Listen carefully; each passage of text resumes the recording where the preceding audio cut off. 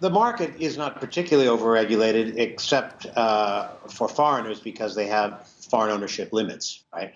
49% for commercial and industrial companies, 30% for banks.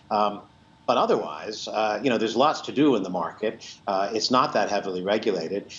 There are lots of good companies that foreigners can buy apart from these stocks, which have now hit their foreign ownership limits. They're great stocks. They're excellent companies, but they are only 9% or so of the market. And, there's lots of great big caps you can look into, which are not yet at their foreign ownership limits. So I wouldn't say that it's heavily overregulated. And when you consider the ratings which Vietnam is on versus peers in Southeast Asia, it's a very attractive market for the long term.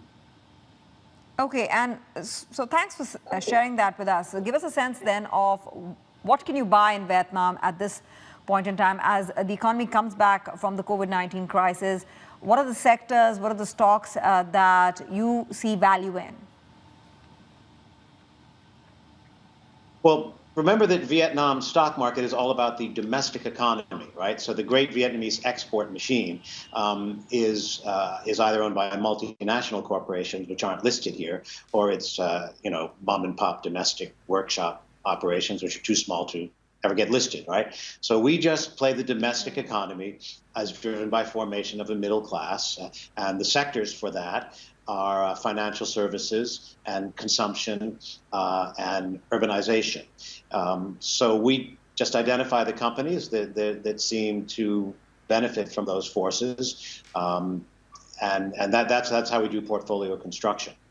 For example, in banks, we like Asia Commercial Bank, Vietcom Bank. In real estate, we like Vin Homes.